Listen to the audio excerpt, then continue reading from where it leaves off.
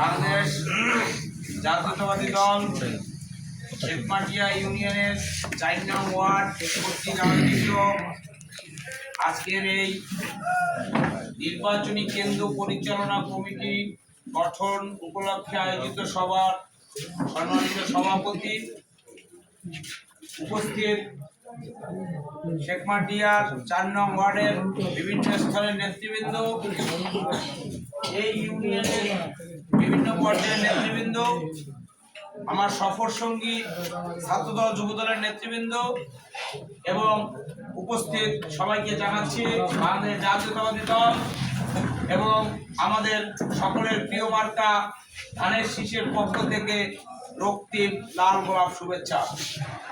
উপস্থিতি সবাইকে জানাচ্ছি সালাম, আসসালামু আলাইকুম। সবাই ভালো আছেন আপনারা?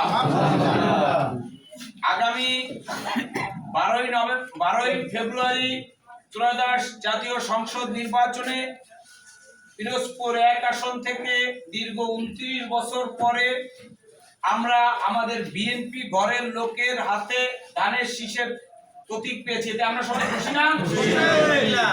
আমরা আমাদের দলীয় এক ভাই ধানের শীষ পেয়েছে, আমরা ঐক্যবদ্ধভাবে তাকে বিজয় করতে পারলে যে কোনো প্রয়োজনে আমরা আমাদের অতীত অভিজ্ঞতা থেকে যা দেখেছি, বিএনপি রাষ্ট্র ক্ষমতা থাকার পরও, আমাদের জোটের এমপি থাকার পরও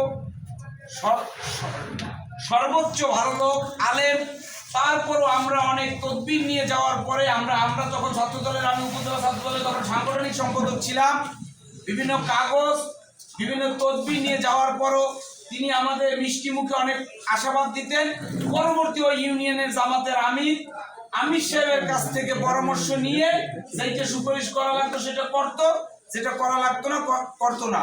আল্লাহ না করুক এরকম যদি কোনো দুর্ঘটনা ঘটে, এইখানে যদি আবার একজন রাষ্ট্র ক্ষমতায় বর্তমান প্রেক্ষাপটে আপনারা যে এইখানে যারা উপস্থিত আছেন, কি মনে হয় আগামীতে কে রাষ্ট্র ক্ষমতায়? এইটা প্রায় স্বীকৃত না ভাই? ইনশাআল্লাহ এইটা যে স্বীকৃত বিদায় দেশ নেত্রী বেগম খালেদা জিয়ার জানাজায় উপস্থিত হয়েছেন ভারতের সাবেক পররাষ্ট্রমন্ত্রী জয়শঙ্কর।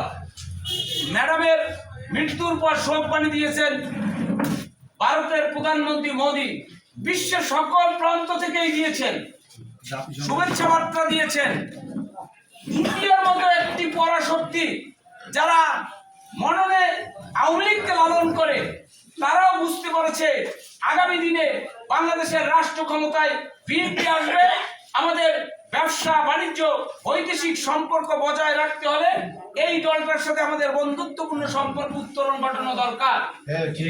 সারা বিশ্বই বুঝতে পারছে, এই দেশের দেশ বিদেশের সকল আন্তর্জাতিক জরিপেও আগামীর প্রধানমন্ত্রী হিসেবে জননেতা তারেক রহমানকে উল্লেখ করা হচ্ছে, রাষ্ট্র ক্ষমতায় বিএনপির নাম বলা হচ্ছে। যদি বিএনপি রাষ্ট্র ক্ষমতায় যায় আমরা সবাই বুঝি, তাহলে এইখানে আমরা কেন একজন অন্য কাউকে নির্বাচিত করে একজন বিরোধী দলের এমপি বানাবো?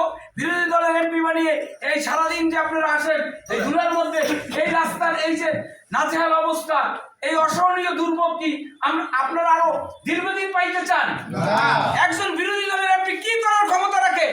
বিরোধী দলের এমপি যদি তার সর্বোচ্চ পাওয়ার প্লে করে, আর আমার নেতা জননেতা জনাব নজরুল ইসলাম খান জেলা বিএনপির সভাপতি থাকা অবস্থায় তিনি যদি কান ধরে উঠতে বসতে বলে, ডিসির সেই কথাই শুনতে হবে, তাহলে কাকে ভোট দেওয়া উচিত? আপনার দলীয় কাউকে এমপি বানিয়ে আপনার এলাকার উন্নয়ন করার জন্য সংসদে পাঠানো উচিত, নাকি বিরোধী দলের একজন এমপি বানাবেন? আরেকটা কথা আপনার সবাই মাথায় রাখতে হবে, অনেকেই বলছেন, বক্তব্য দীর্ঘায়িত করবো না, মা বোন আপনার প্রত্যেকের ঘরকে সামলাতে হবে। তালিমের নামে জান্নাতের টিকিট বিক্রি করা হচ্ছে। সাইদি সাহেবের কথা বলে, ইসলামের দোহাই দিয়ে, ধর্মীয় অপব্যাখ্যা দিয়ে আমাদের ইমোশন ব্ল্যাকমেল করে ভোট নেওয়ার পায়তারা চলছে। এইগুলোকে জান্নাতের টিকিট বেচতে আসলে ওর পূর্বপুরুষরা জান্নাতে গেছে কিনা এটা জানতে চাবেন।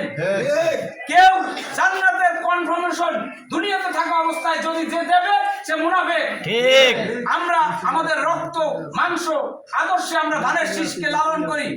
এত দিনে দীর্ঘদিনের সংগ্রামের পর আমরা ধানের শীষ পেয়েছি। ইনশাআল্লাহ জীবন বাজি রেখে হলো তারেক রহমানকে এই পিরোজপুর 1 আসনে ধানের শীষ আমরা উপহার দিবই দিব।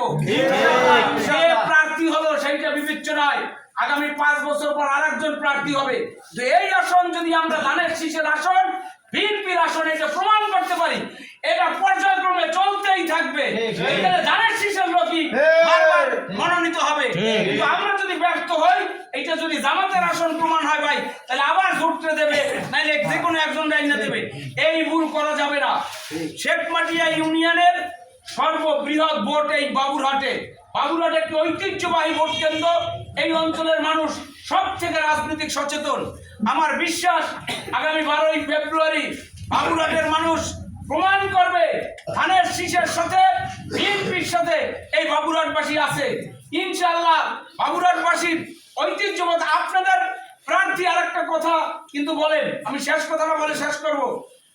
আপনাদের যে ধানের শীষের প্রার্থী, তিনি কিন্তু গর্ব করে বলেন শেখমাটিয়া আমার সেকেন্ড হোম। এই যে তার সে গর্ব করে বলে যে শেখমাটিয়া আমার সেকেন্ড হোম, তাহলে এই ইউনিয়ন থেকে তাকে সর্বোচ্চ ভোট দেওয়া উচিত না ভাই? আমরা শপথ করি আগামী 12ই ফেব্রুয়ারি শুধু বাবুরহাট নয়, শেখমাটিয়ার 8টি কেন্দ্র থেকে তাকে সর্বোচ্চ ভোটে বিজয়ী করে আমরা নাজিরপুর থেকে 20 থেকে 30 হাজার ভোটে তাকে বিজয়ী করব। এই আশাবাদ ব্যক্ত রেখে সবাইকে 12 তারিখ ধানের শীষে ভোট দেওয়ার আমন্ত্রণ জানিয়ে আমি আমার বক্তব্য শেষ করছি। খোদা হাফেজ। বাংলাদেশ জিন্দাবাদ, ধানের শীষ জিন্দাবাদ।